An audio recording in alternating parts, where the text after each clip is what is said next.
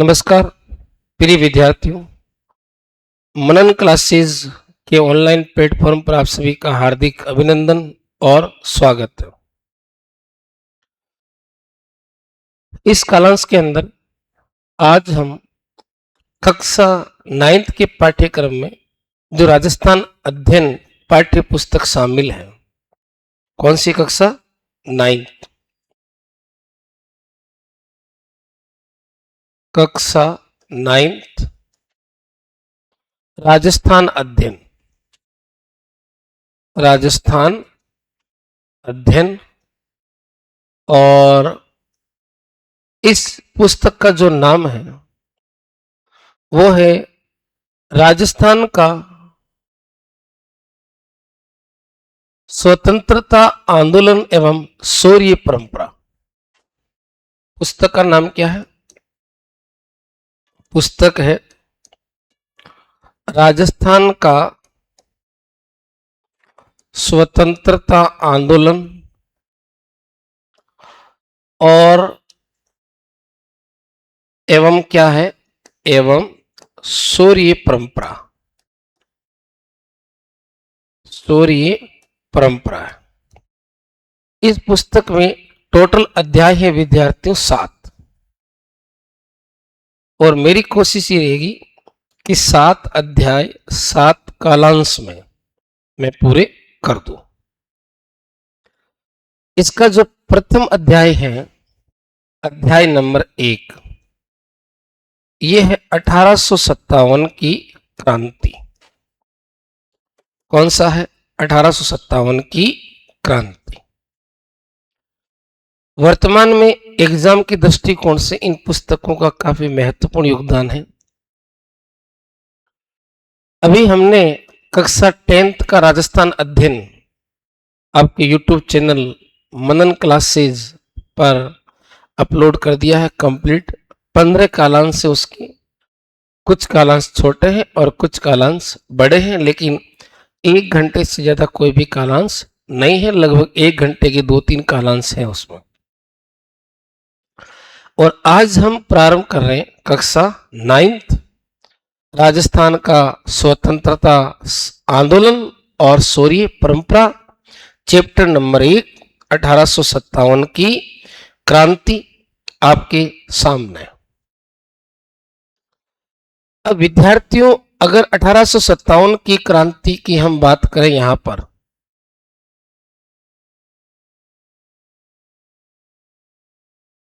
तो कैसे क्रांति का जो है आपकी रूपरेखा तैयार होती है। मुगल साम्राज्य के पतन के बाद राजस्थान में भी अराजकता फैली थी, और औरंगजेब की मृत्यु से जो रिक्तता यानी खालिस्तान जो उत्पन्न हुआ था, मराठों ने उसको भर दिया। मराठों ने दक्षिण के बाद में मालवा, गुजरात और राजस्थान में अपना प्रभुत्व जमाने का प्रयास किया। 1711 में प्रथम बार मराठों ने मंदसौर के निकट मेवाड़ी क्षेत्र से धन एकत्रित किया। यानी मराठों ने राजस्थान में प्रथम लूट कहां की थी? आपके मेवाड़ में की थी। इससे चिंतित उदयपुर के महाराणा संग्राम सिंह, उन्होंने जयपुर के शासक सवाई जय सिंह द्वितीय के साथ मिलकर और बाद में मुगल बादशाह मोहम्मद शाह से मराठा समस्या पर विचार विमर्श किया, लेकिन कोई समाधान यहां पर नहीं निकला। 1724 के बाद राजस्थान में मराठों के आक्रमण में तेजी आई। अप्रैल 1734 में बूंदी के अब्दस्त शासक बुद्ध सिंह ने मराठों से सहायता प्राप्त की। दलेल सिंह को राज सिंहासन से हटाया और उमेद सिंह को राज सिंहासन पर बैठाया। कुल मिलाकर बात यह है कि राजस्थान के राजाओं के आंतरिक कलह के कारण मराठों का राजस्थान में प्रवेश हुआ है। शीघ्र ही वो राजाओं को ही नहीं, वरन सेठ साहूकारों को भी जो है इन मराठों ने कब्जे में लेना शुरू कर दिया, लूटने लगे। उन्होंने राजस्थान के नरेशों के आंतरिक मामले में हस्तक्षेप भी किया और बूंदी, जोधपुर, जयपुर रियासतों में इसी आंतरिक हस्तक्षेप के बहाने मराठों ने राजस्थान में क्या किया? प्रवेश किया था। हमने कक्षा 10 का जो पहला अध्याय पढ़ा उसका अंतिम कालांश यहीं पर आपके शुरू होता था, खत्म हो रहा था, उससे आगे ये बात बढ़ रही है। नादिर शाह के आक्रमण की अगर हम बात करें यहां पर, तो नादिर शाह के आक्रमण के समय भी मराठों ने हिंदू धर्म के नाम पर राजस्थान के राजाओं को संगठित करने का प्रयास किया, लेकिन मुगल दरबार में दलबंदी के कारण राजपूत राजा परस्पर एक नहीं हुए और आपस में लड़ने लगे। यानी मराठों ने राजस्थान को खूब लूटा, लूटमार मचाई, राजस्थान का आर्थिक शोषण किया। लेकिन जब मराठों पर संकट आने लगा, नादिर शाह आक्रमण करने लगे, तब मराठों को हिंदू धर्म याद आया और राजस्थान के राजाओं को संगठित करने का प्रयास करने लगी। लेकिन तब तक मराठों के अत्याचार से दुखी राजपूत राजा किसके नजदीकियां बढ़ा चुके थे? मुगल शासकों से। शाहू ने पेशवा बाजीराव को राजस्थान से चौथ और सरदेश मुखी प्राप्त करने का आदेश दिया। शाहू कौन है? मराठा सेनापति। 1732 में सवाई जयसिंह द्वितीय को मालवा की सूबेदारी मिली। उससे मराठों ने घेर लिया। जयसिंह को मराठों ने हराया। 28 परगने मराठों को देने पड़े। 1761 से 91 के मध्य राजस्थान में राजपूत शासकों की स्थिति जो है वो कमजोर होती गई और मराठों का प्रभुत्व बढ़ता गया। यहां पर देखें तो आप देखोगे कि जब धन लेने के बाद भी मराठों ने मालवा को खाली नहीं किया, क्योंकि यहां पर युद्ध हार चुके थे कौन? सवाई जयसिंह द्वितीय, और उनसे धनराशि वसूल कर ली मराठों ने। उसके बाद भी मालवा को खाली नहीं किया, तो पुनः राजपूत राजाओं ने संगठित होने का प्रयास किया। अब धन के बजाय शक्ति से राजस्थान से मराठों को निकालने का निश्चय किया। और इसी समय जुलाई 1734 में क्या हुआ था? आपके एक सम्मेलन आयोजित किया जो हुरडा सम्मेलन के नाम से जाना जाता है। 17 जुलाई 1734 को संधि पत्र पर हस्ताक्षर हुए, जिसके अनुसार राजस्थान के सभी शासकों ने विपत्ति के समय सहयोग देने का वादा किया कि जब मराठे आक्रमण करेंगे तो हम एक दूसरे का सहयोग करेंगे। वर्षा ऋतु के आगमन के बाद मराठों के विरुद्ध रामपुरा में एकत्रित होने की बात थी। राजपूताने के सभी राजाओं की हुरडा सम्मेलन के अकॉर्डिंग यह तय हुआ था। किसी राजा के शत्रु को अपने राज्य में आश्रय या शरण न देने की शपथ ली, परंतु इस सम्मेलन के वांछित परिणाम नहीं निकले। जो रियासती शासक थे उनमें आपसी जो द्वेष था उसके कारण ये एक नहीं हो पाए। प्रतिभा संपन्न और क्रियाशील नेतृत्व का अभाव था। रियासतों की स्वार्थ की नीतियां थी और कार्य संभव थे। सम्मेलन जो था असफलता के लिए उत्तरदायी है। 1735 में मुगल सम्राट और राजपूत शासकों की सेनाओं ने मराठाओं को खदेड़ने का पुनः असफल प्रयास किया। पेशवा अक्टूबर 1735 में उत्तर भारत की यात्रा पर निकले थे। और उसके बाद में अगर देखा जाए तो पेशवा ने जो है महाराजा जगत सिंह जो आपके शासक थे, कहाँ के? ये शासक हैं जयपुर के, आतिथ्य स्वीकार किया। चौथ और उपहार पर समझौता हुआ। फिर ये जयपुर आए और जय सिंह ने मराठों और मुगल सम्राटों के बीच में समझौता करवाने का असफल प्रयास किया। पेशवा की राजस्थान यात्रा का परिणाम ये निकला कि मुगलों के साथ साथ राजपूत मराठों के भी करदाता बन गए। राजपूत मुगलों को तो टैक्स दे ही रहे थे, अब और किसको टैक्स देने लगे? मराठों को टैक्स देने लगे। 1738 में मुगल सम्राट की ओर से निजाम को बिना युद्ध किए ही दुल्हा सराय की संधि करनी पड़ी, अपमानजनक मराठों के साथ में। तो मराठों का प्रभुत्व बढ़ता गया, जिसके अनुसार मराठों को मालवा की सूबेदारी मिली और 50 लाख रुपए भी प्राप्त हुए। 1742 में मराठों ने मारवाड़ में प्रविष्ट होकर सोजत, रायपुर और जेतारण के परगनों से क्या की? चौथ वसूली की थी। कब की थी? मराठों ने आपके जेतारण, सोजत और रायपुर से चौथ वसूली कब की थी? 1742 में। 1787 में राजपूतों ने संगठित होकर तुंगा के मैदान में मराठों को हराया था। महाजी सिंधिया को हराया। जयपुर शासक सवाई प्रताप सिंह और आमेर के शासक कौन थे? आपके जयपुर के शासक थे सवाई प्रताप सिंह, और इधर मारवाड़ के शासक थे विजय सिंह। इन दोनों ने मिलकर हराया था। 1791 ईस्वी के बाद में मराठा शक्ति क्षीण होने लगी और दक्षिण भारत में अंग्रेजों ने अपने पैर जमाने शुरू कर दिए और धीरे धीरे राजस्थान में भी अंग्रेज जो है वो प्रवेश करने लगे थे। अंग्रेज धीरे धीरे कहाँ प्रवेश करने? अब 1791 में अंबाजी इंगले ने मेवाड़ के महाराणा को सहयोग दिया। किसको दिया? मेवाड़ के महाराणा को सहयोग दिया। किसने? अंबाजी इंगले ने। फलस्वरूप मेवाड़, डूंगरपुर, बांसवाड़ा और प्रतापगढ़ आदि क्षेत्रों पर मेवाड़ के महाराणा का अधिकार हो गया।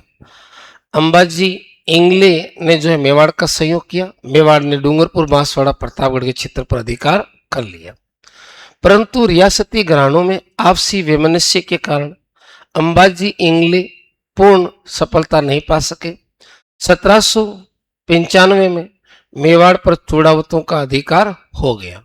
अतः अन्य जो शासकीय समूह के साथ जो संघर्ष था वो आपके इनके प्रारंभ हो गए, यानी जो चूड़ावत थे उनके दूसरे सरदारों के साथ संघर्ष बढ़ गए।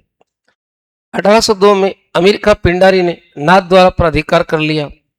भीम सिंह रियासती घरानों के आपसी दुश्मनी को नियंत्रित नहीं कर पाए। 1803 में मेवाड़ के शासक ने जयपुर नरेश जो है आपके कौन? माधव सिंह, इनको अंग्रेजों से संधि करने का प्रयास किया। वह असफल रहे। 1793 से 1813 ईस्वी तक जोधपुर की व्यवस्था का मुख्य कारण सामंती प्रतिस्पर्धा, संकीर्णता व उत्तराधिकार के संघर्ष थे। दोनों ही पक्षों ने भाड़ेत सैनिकों को ऊंची धनराशि देकर अपनी ओर मिलाने का प्रयास किया और इससे धीरे धीरे रियासतें आर्थिक संकट के अंदर आ गई। अब यहाँ पर आगे जो घटनाक्रम शुरू होता है, राजस्थान के जो शासक हैं वो मराठों के बढ़ते हुए आतंक से मुक्ति पाने का प्रयास कर रहे थे और मराठों के शत्रु कौन थे? अंग्रेज। उनसे मित्रता का प्रयास कर रहे थे। सर्वप्रथम जयपुर के महाराजा सवाई पृथ्वी सिंह ने 1776 ईस्वी में अपना एक प्रतिनिधि अंग्रेज गवर्नर जनरल के पास भेजा। उनसे मित्रता करने की इच्छा प्रकट की, लेकिन ये प्रयास सफल नहीं हो पाए। अंग्रेज उस समय राजपुताने के राजाओं के साथ में संधि करने के लिए इंटरेस्टेड नहीं थे।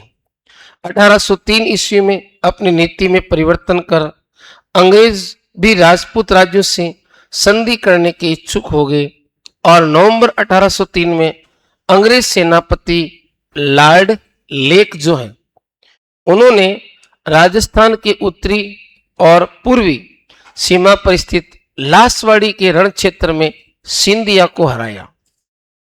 किसने हराया था? अंग्रेज सेनापति लॉर्ड लेक ने। मराठों की इस पराजय ने राजपूत शासकों के लिए मराठों की अधीनता से मुक्त होने का एक मार्ग प्रशस्त कर दिया कि अंग्रेज जो है वो मराठों को राजस्थान से बाहर निकाल सकते हैं। इसलिए वो जो है राजा वो अंग्रेजों की तरफ झुकने लगे। 1803 की संधि शर्तों में तय किया गया कि दोनों एक दूसरे के साथ मैत्रीपूर्ण व्यवहार रखेंगे और कंपनी इन राज्यों से खिराज नहीं लेगी। 1803 की जो सहायक संधि थी वैसे 1798 में शुरू हुई थी।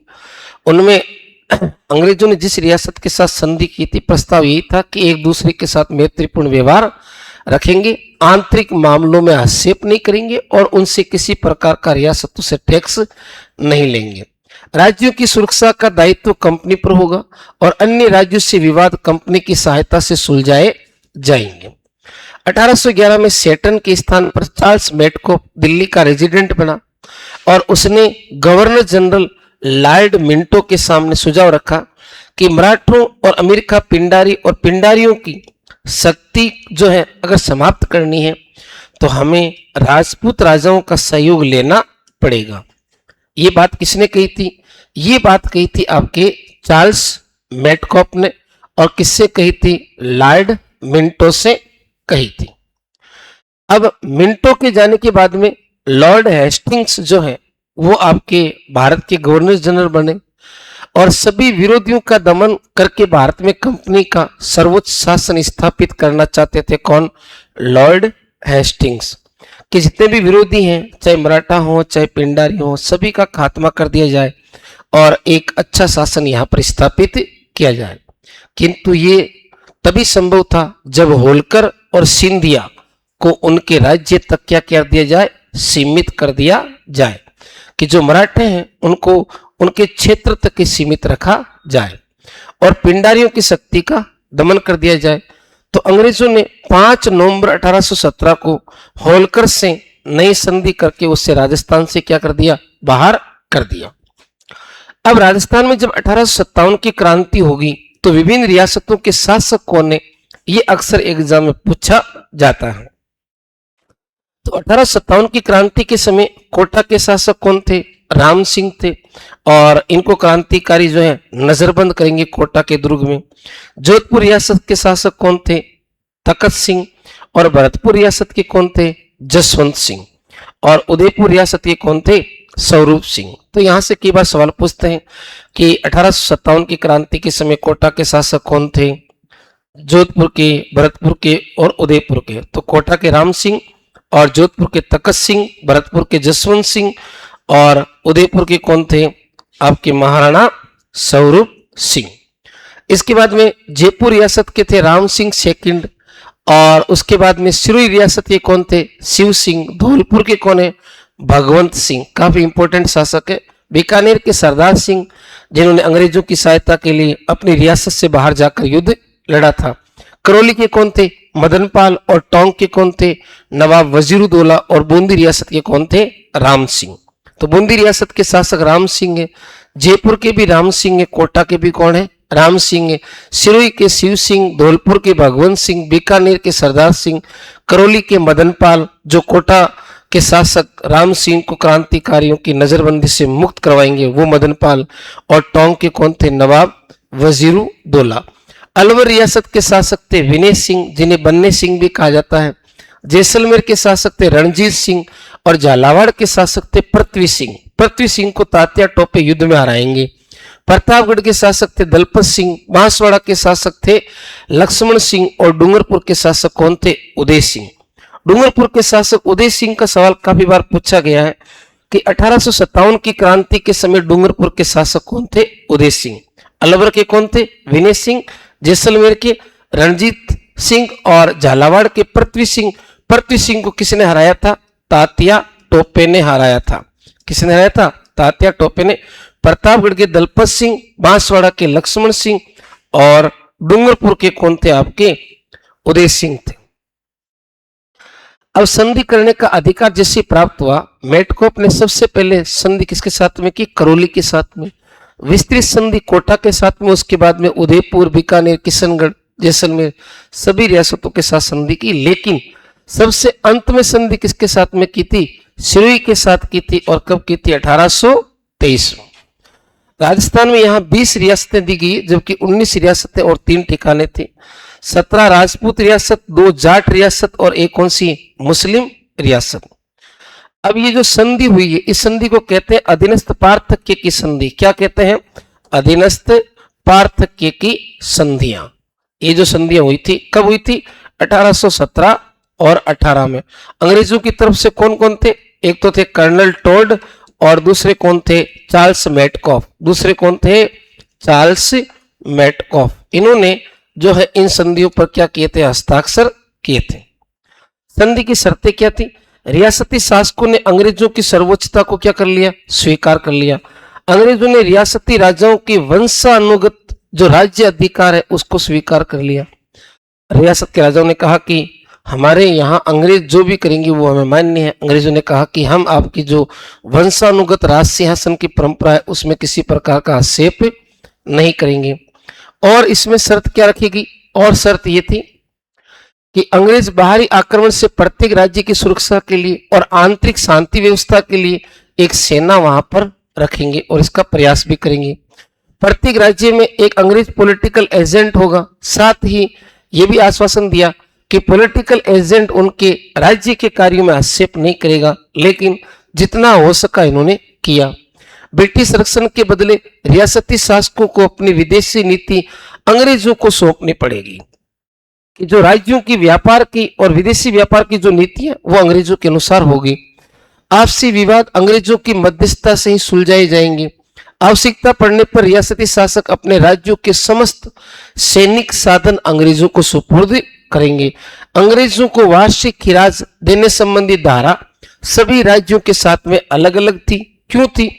क्योंकि जो राज्य थे वो सभी मराठों को अलग अलग खिराज देते थे, तो उसी के हिसाब से खिराज अलग अलग निर्धारित की गई। खिराज की राशि निर्धारित करने के लिए मराठों को दिए जाने वाले खिराज को आधार बनाया गया था। अब इन संधियों के क्या प्रभाव पड़ेगा? संधियों का राजस्थान के राज्यों पर बहुविध प्रभाव पड़ा। कंपनी सरकार को नियमित रूप से खिराज देने से राजस्थान के राज्यों की आर्थिक स्थिति क्या होगी? कमजोर हो गई। जो राजपूताने के राज्य टैक्स मराठों को देते थे सरदेश मुखी और चौथ के रूप में, अब वो खिराज के रूप में किसको देना पड़ रहा? अंग्रेजों को देना पड़ रहा। तो आर्थिक हालात राजपूताने की रियासतों के बद से बदतर होते जा रहे थे। पॉलिटिकल एजेंट राज्य की व्यवस्था में निरंतर क्या कर रहे थे? हस्तक्षेप कर रहे थे। शासन कार्य और अधिकारों में राजा के क्या आ गई? कमी आ गई। राजा शासन संबंधी कार्यों के प्रति क्या रहने लगे? उदासीन रहने लगे। ब्रिटिश पॉलिटिकल एजेंट राज्य के तानाशाह बन गए।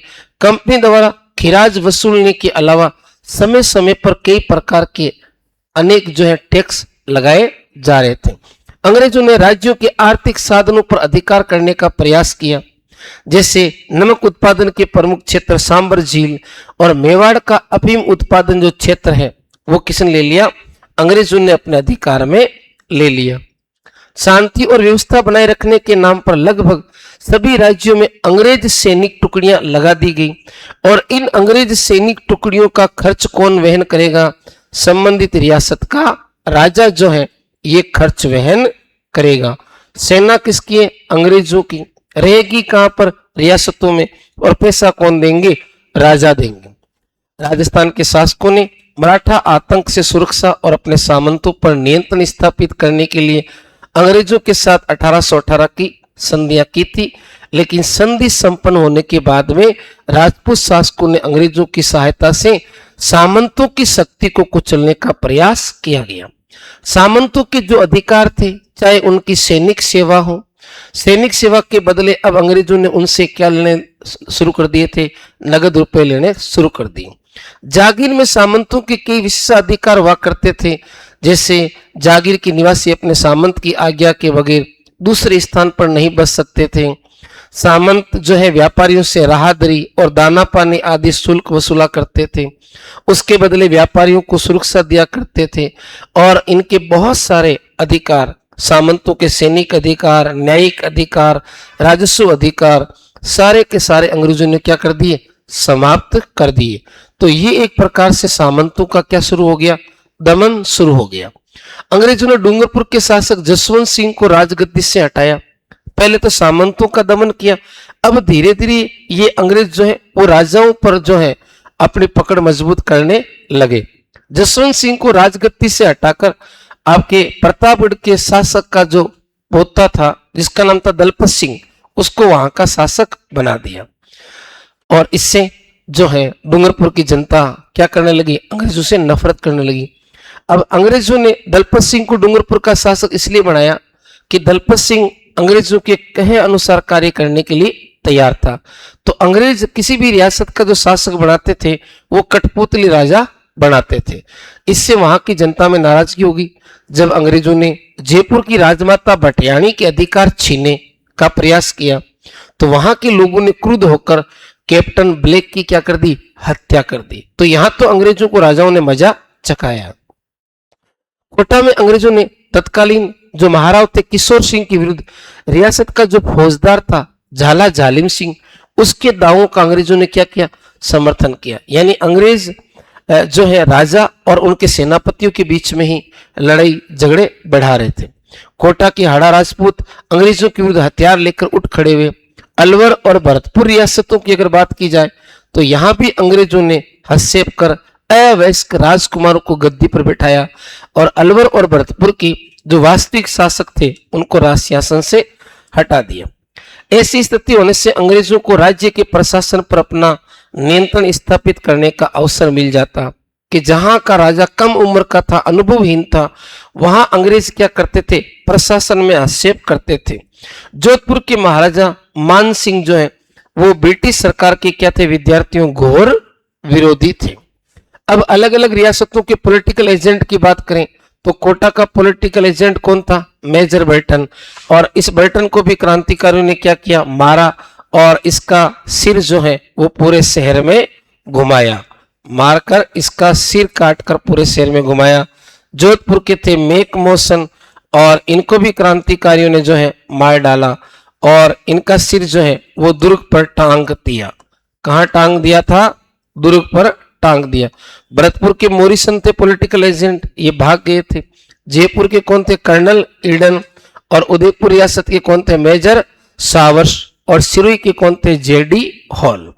तो ये पॉलिटिकल एजेंट पूछे जाते हैं कि 1857 की क्रांति के समय सिरोही रियासत का पॉलिटिकल एजेंट कौन था, जेडी हॉल। जयपुर का कौन था, कर्नल ईडन। मारवाड़ का कौन था, मेक मौसन। और कोटा का मेजर बर्टन। और मेवाड़ या उदयपुर रियासत के कौन थे, मेजर सावर्स। ये पॉलिटिकल एजेंट थे राजस्थान में अलग अलग रियासतों के। अंग्रेज सरकार ने ब्रिटिश भारत की भांति राजस्थान पर भी सांस्कृतिक विजय प्राप्त करने का प्रयास किया। ब्रिटिश सरकार ने सामाजिक सुधार के लिए प्रचलित परंपराओं, रीति रिवाजों और कुरीतियों को समाप्त करने के लिए विशेष कदम उठाए, जैसे कन्यावध है, दास प्रथा है, सती प्रथा है आदि कुप्रथाओं को ब्रिटिश सरकार ने समाप्त करने का प्रयास किया। लेकिन जो है इनके प्रयास ज्यादा सफल नहीं हो पाए, क्योंकि यहाँ की जो जनता थी अपनी सांस्कृतिक परंपराओं में परिवर्तन करना नहीं चाहती थी।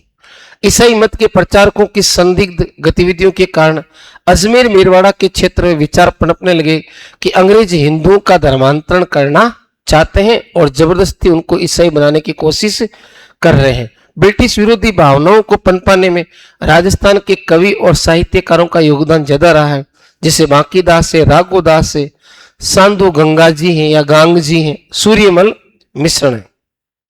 भारत में क्रांति प्रारंभ होने से पूर्व ही देशी रियासतों में ब्रिटिश सत्ता के विरुद्ध तीव्र क्या हो गया था, असंतोष उत्पन्न हो गया था। राजस्थान में कुल 6 छावनियां थी। नसीराबाद अजमेर में, नीमच का एमपी में, देवली टोंक में, ब्यावर में, एरिनपुरा सिरोही में और खेरवाड़ा का है उदयपुर में।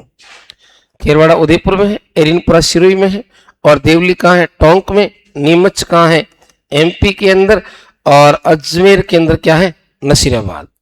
इन 6 छावनियों में 5000 सैनिक थे, किंतु इस छावनी में कोई भी अंग्रेज सैनिक नहीं था, केवल 30 अंग्रेज अधिकारी थे। राजपुताने में 1857 की क्रांति के समय जो 6 छावनियां थी उनमें 5000 अंग्रेज सैनिक थे, लेकिन सारे सैनिक भारतीय थे, अंग्रेज उनमें एक भी नहीं था और केवल 30 अंग्रेज अधिकारी थे। 1857 की क्रांति की शुरुआत होती है नसीराबाद से। 15वीं और 30वीं बंगाल नेटिव इन्फेंट्री ने भारतीय तोपखाने की सैनिक टुकड़ी और पहली बंबई लांसर्स के सैनिक विद्यमान थे नसीराबाद में और मेरठ विद्रोह से ये प्रभावित थे, क्योंकि 15वीं नेटिव इन्फेंट्री अभी अभी जो है बंगाल से वाया मेरठ होते हुए आई थी। 15वीं बंगाल नेटिव इन्फेंट्री की बात करें तो इसकी एक टुकड़ी जो है काफी समय से अजमेर के शस्त्रागार की रक्षा कर रही थी और वहां संदेह होने के कारण इसको कहां भेज दिया, आपके नसीराबाद छावनी में। इन दिनों बाजार और छावनियों में बंगाल और दिल्ली के जो संदेशवाहक थे वो साधु और फकीरों की वेशभूषा में राजस्थान आए और चर्बी जो लगे हुए कारतूस थे उनके विरोध में संदेश प्रचारित करने लगे। भारतीय सैनिकों ने सोचा कि अंग्रेज उन्हें धोखे से क्या बनाना चाहते हैं, ईसाई बनाना चाहते हैं। इस कारण धार्मिक भावना जो है वो उत्तेजना में बदल गई। भारतीय सैनिकों पर नियंत्रण रखने के लिए बाहर से कुछ यूरोपीय सैनिक आए और तोपखाना भी मंगवाया गया, और ये पूरी योजना गुप्त रखी गई। इन्हीं कारणों से 28 मई 1857 को 15वीं बंगाल नेटिव इन्फेंट्री के सैनिकों ने तोप खाने पर अधिकार करके नसीराबाद की छावनी में क्रांति का आगाज कर दिया। तो राजपुताने में क्रांति कहां शुरू हुई थी? नसीराबाद की छावनी से। सैनिकों ने शस्त्रागार लूट लिया और इस लड़ाई के अंदर स्पोर्टिसवुड और कर्नल न्यूबरी की क्या कर दी? हत्या कर दी।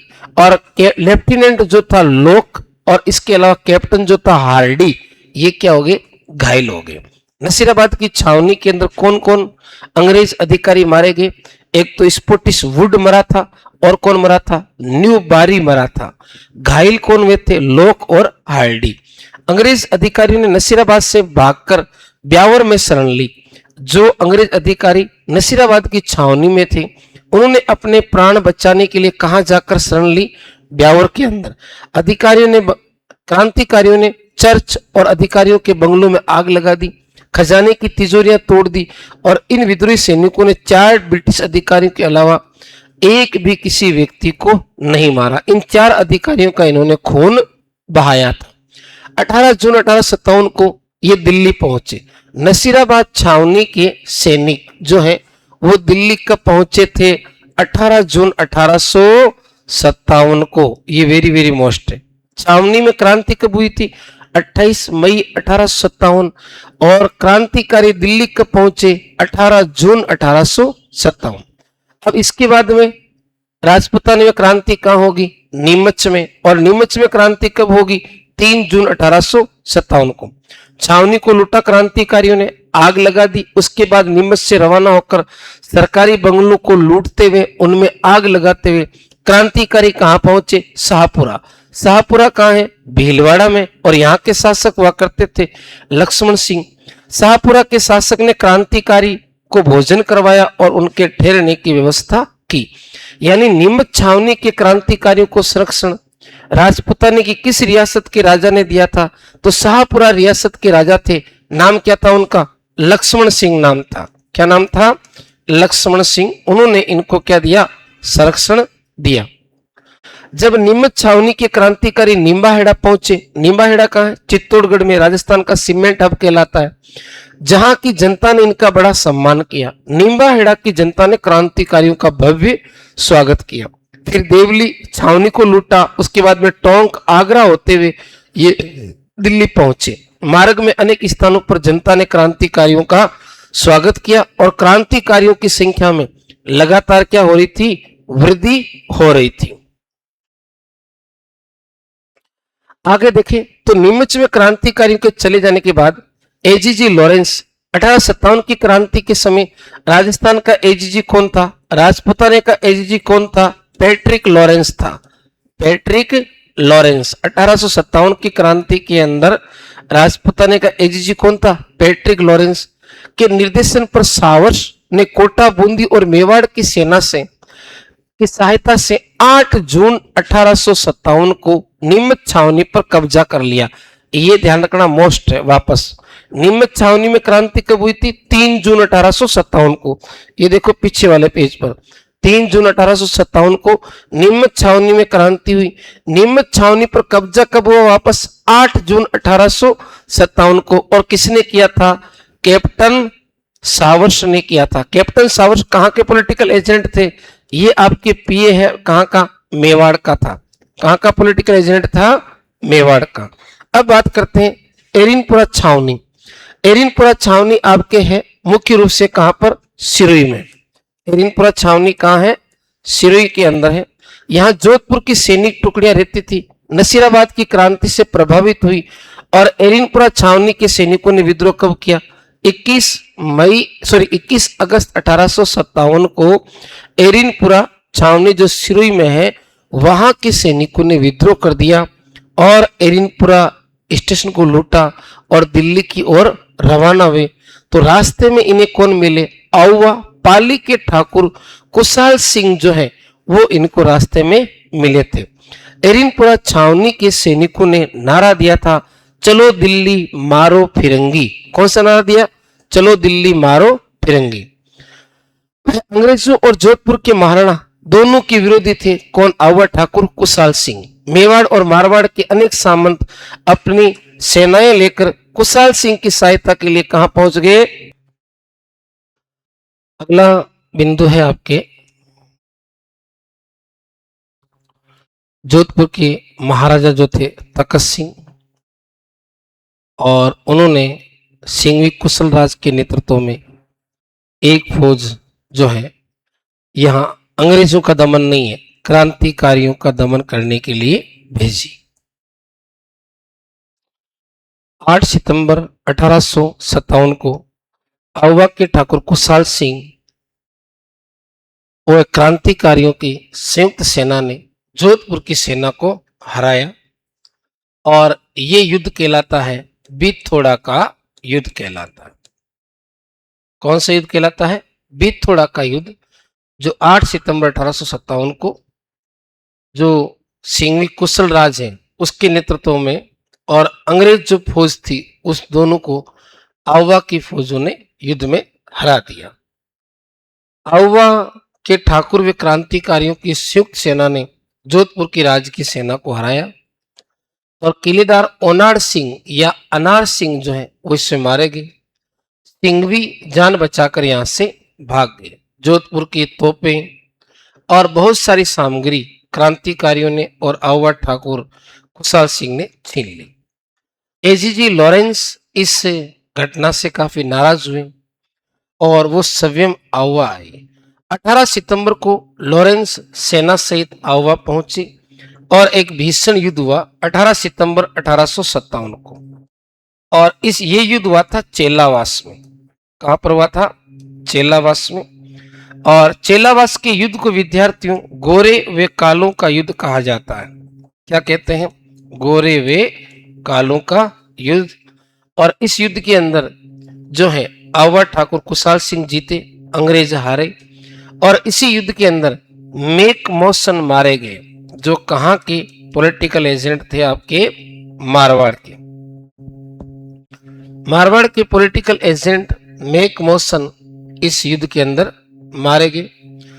लॉरेंस आउवा की पराजय को भुला नहीं पाया। आउवा के ठाकुर से बदला लेने के लिए लॉरेंस ने ब्रिगेडियर होम्स के नेतृत्व में एक विशाल सेना, होम्स कहां के ब्रिगेडियर थे? डीसा के। डीसा कहां है? गुजरात में।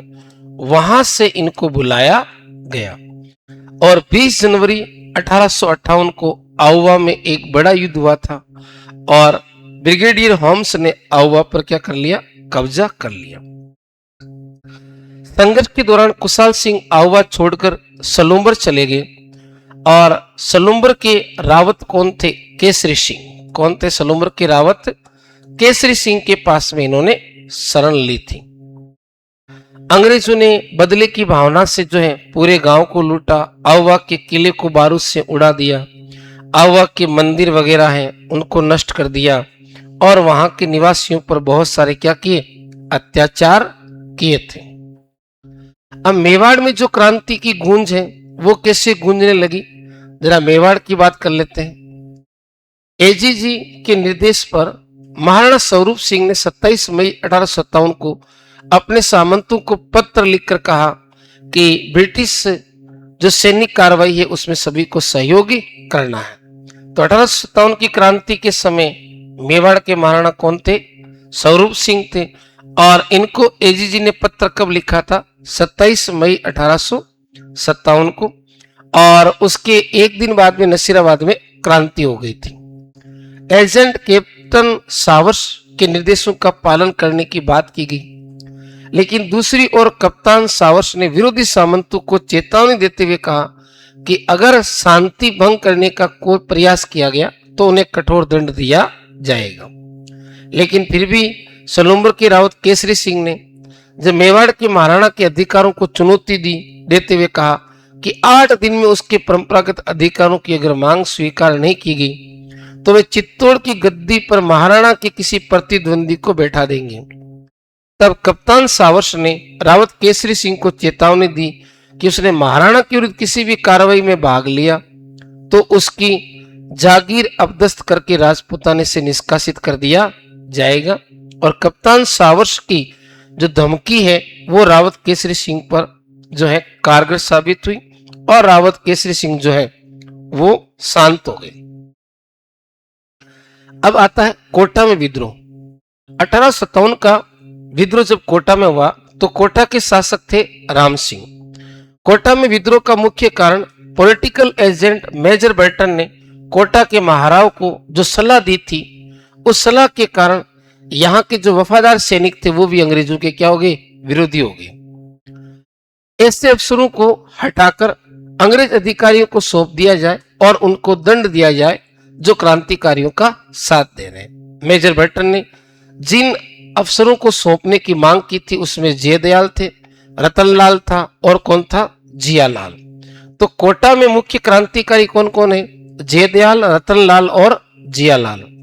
मेजर बर्टन के द्वारा महाराव को जो सलाह दी गई थी वह किसी प्रकार महाराव की फौज और अधिकारियों तक पहुंच गई और इस कारण 15 अक्टूबर 1857 को कोटा में क्या होगी, क्रांति होगी।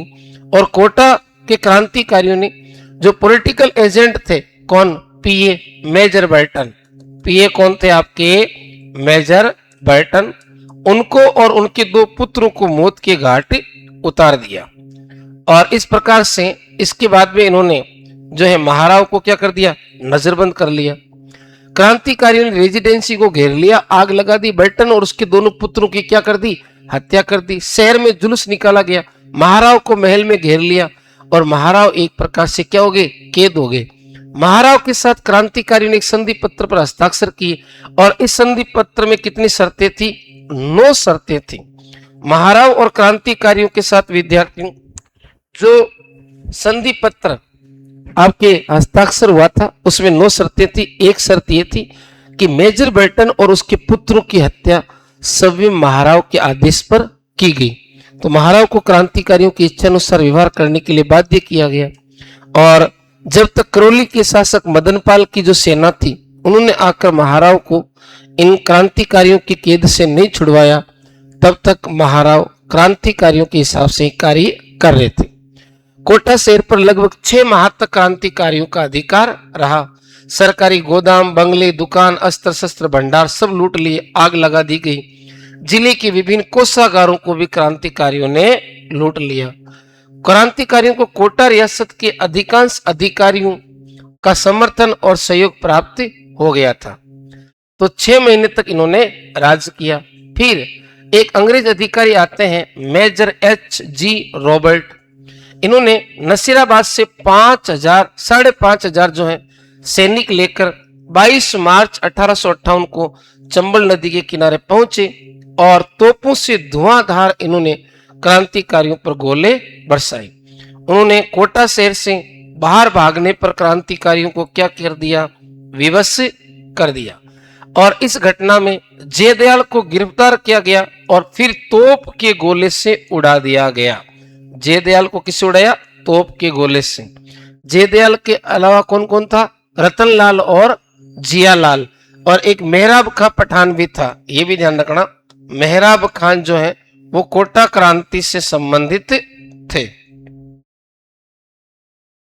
इसके बाद में अन्य राज्यों में क्रांति की गूंज कैसे हुई। मथुरा में भी विद्रोह हो जाने के कारण मथुरा के पास में भरतपुर पड़ता है, तो भरतपुर में भी क्रांति फैल गई। भरतपुर के शासक कौन थे, क्रांति के समय जसवंत सिंह थे। भरतपुर के महाराजा ने वहां के पॉलिटिकल एजेंट कौन था, मेजर मॉरिसन। तो मेजर मॉरिसन को भरतपुर के शासक जसवंत सिंह ने भरतपुर रियासत छोड़ने की सलाह दी, तो वो भरतपुर रियासत छोड़कर चले गए और उसकी उपस्थिति में नीमच क्रांतिकारी भरतपुर पर आक्रमण कर सकते थे। मॉरिसन ने भरतपुर इसलिए छोड़ा कि जो भरतपुर के शासक थे जसवंत सिंह, उनको ये डर था कि अगर मॉरिसन भरतपुर में रहते हैं तो नीमच के क्रांतिकारी भरतपुर पर आक्रमण कर सकते हैं। महाराजा की सलाह पर उन्होंने भरतपुर छोड़ दिया। क्रांतिकारी सैनिकों की अनेक टुकड़ियां भरतपुर की सीमा से होकर गुजरी और भरतपुर की जो गुजर है, मेवाती जनता है, वो क्रांति में पीछे नहीं रही और उसने खुलकर क्रांतिकारियों का क्या किया, समर्थन किया। अलवर रियासत में गांवों में जो है गुजर जाति ने पड़ोसी राज्य भरतपुर की भांति ही ब्रिटिश विरोधी भावना का खुलकर क्या किया, प्रदर्शन किया था। इसके बाद में क्रांति कहाँ होती है? धौलपुर में। और धौलपुर में क्रांति कब हुई थी? 1857 में। प्रारंभ में ग्वालियर और इंदौर का जो क्षेत्र है वहां के क्रांतिकारियों की संयुक्त सेना धौलपुर में प्रविष्ट करती है। यानी धौलपुर में क्रांति किसने की थी? ग्वालियर और इंदौर के क्रांतिकारियों ने की थी। अब क्रांतिकारियों के प्रति सहानुभूति के कारण धौलपुर रियासत की सेना और अनेक अधिकारी राजा को साथ छोड़कर क्रांतिकारियों से मिल गए। अब धौलपुर के शासक कौन थे? धौलपुर के शासक थे भगवंत सिंह। कौन थे? भगवंत सिंह। अब धौलपुर राजा की सत्ता खतरे में आ गई। क्रांतिकारियों ने धौलपुर को खूब लूटा और राजा को घेरकर जान से मारने की धमकी दी। क्रांतिकारियों ने किस राजा को मारने की धमकी दी थी? धौलपुर के राजा भगवंत सिंह को मारने की धमकी दी थी। सवाल पूछा जा सकता है 1857 की क्रांति के दौरान क्रांतिकारियों ने राजपूताने के किस राजा को मारने की धमकी दी थी? तो ध्यान रखना, धौलपुर के राजा भगवंत सिंह को मारने की धमकी दी थी। और धौलपुर में मुख्य क्रांतिकारी कौन थे? रामचंद्र और हीरालाल। धौलपुर के मुख्य क्रांतिकारी थे रामचंद्र और हीरालाल। अब आगे चलते हैं। तोपों से धौलपुर पर अधिकार किया, उनकी सहायता से आगरा पर आक्रमण करने का प्रयास किया। यह स्थिति तब तक बनी रही जब दिसंबर में पटियाला के शासक के द्वारा भेजी गई सेना ने धौलपुर में व्यवस्था नहीं बनाई हो। यानी धौलपुर को आजादी किस राजा की सेना ने दिलाई थी? पटियाला के राजा ने धौलपुर को पुनः क्या करवाया? आजाद करवाया। फिर चलते हैं जयपुर। जयपुर रियासत के शासक थे महाराजा राम सिंह। कौन थे? महाराजा राम सिंह सेकंड। ये जयपुर रियासत के शासक थे और इनके पदाधिकारी थे शिव सिंह। इन्होंने सलाह दी कि अंग्रेजों और मुगल बादशाह बहादुर शाह दोनों से मित्रतापूर्ण संबंध बनाए रखें। ये पूछा जा सकता है कि जयपुर के महाराजा को उसके किस अधिकारी ने सलाह दी कि हमें अंग्रेजों के साथ में और मुगल बादशाह बहादुर शाह के साथ में मित्रतापूर्ण संबंध बनाए रखने चाहिए? शिव सिंह ने। उनके प्राइवेट सेक्रेटरी पंडित शिवदीन ने महाराजा पर अंग्रेजों का साथ देने के लिए जोर डाला, लेकिन जो सेक्रेटरी था राम सिंह सेकंड का शिवदीन, उसने कहा कि अंग्रेजों का साथ देना चाहिए। जयपुर में नवाब विलायत खां और मियां उस्मान खां और सादुल्ला खां ये आपके मुगल सम्राट से मिलकर ब्रिटिश सत्ता के विरुद्ध क्रांति का षड्यंत्र रच रहे थे। मुगल सम्राट के साथ किए गए इनके पत्र व्यवहार की जानकारी महाराजा को पता थी। सादुल्ला खां को जयपुर राज्य से क्या कर दिया? निष्कासित कर दिया और बाकी क्रांतिकारियों को जेल में डाल दिया। अब आते हैं टोंक। टोंक के नवाब की सेना ने मीर आलम, ये मीर आलम टोंक के जो नवाब थे उनका नाम था वजीरुद्दौला। 1857 की क्रांति के समय टोंक का नवाब कौन था? वजीरुद्दौला। तो टोंक नवाब वजीरुद्दौला के सेनापति मीर आलम का जो रिश्ते में मामा थे वो क्रांतिकारियों के फेवर में थे। टोंक का नवाब अंग्रेजों का साथ था, लेकिन नवाब की सेना नीमच के क्रांतिकारियों को टोंक में आने के लिए आमंत्रित किया और उनकी सहायता से नवाब को किले में घेर लिया। अब सलूम्बर और कोठारिया के रावत का क्या योगदान है? सलूम्बर के रावत कौन है? केसरी सिंह। और कोठारिया के रावत कौन है? जोध सिंह। अब जोध सिंह को इन्होंने क्या लिखा है? ज्योत सिंह लिखा है। तो आप इस प्रकार से भी ध्यान रखिए, कोठारिया का रावत कौन है? ज्योत सिंह या ज्योत सिंह या जोध सिंह है।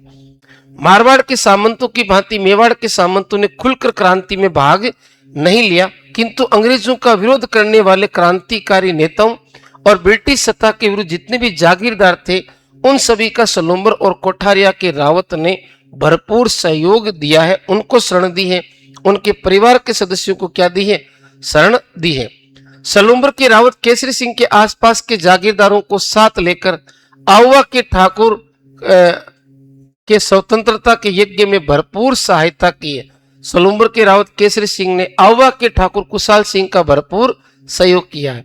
उदयपुर के महाराणा कौन थे? स्वरूप सिंह ने कंपनी सरकार के साथ जो संधि की, केसरी सिंह ने उसका खुलकर विरोध किया था।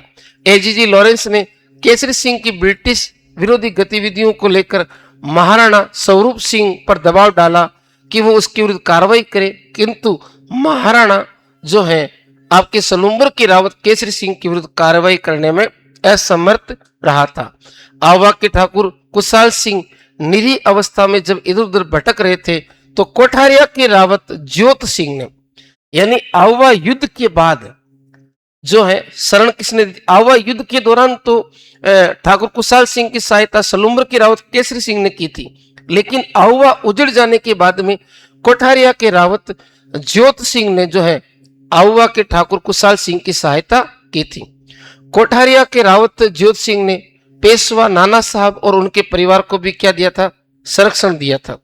अगस्त 1858 तक समस्त भारत में विद्रोह को कुचल दिया गया और ब्रिटेन की महारानी विक्टोरिया की ओर से भारत के सभी राजाओं के अधिकारों और विशेषाधिकारों को सुरक्षित रखने का आश्वासन दिया। उदयपुर महाराणा ने इस स्वागत पर अंग्रेजों के सम्मान में एक भव्य दावत दी थी। तो 1857 की क्रांति के बाद में अंग्रेजों के सम्मान में दावत देने वाले शासक कौन थे?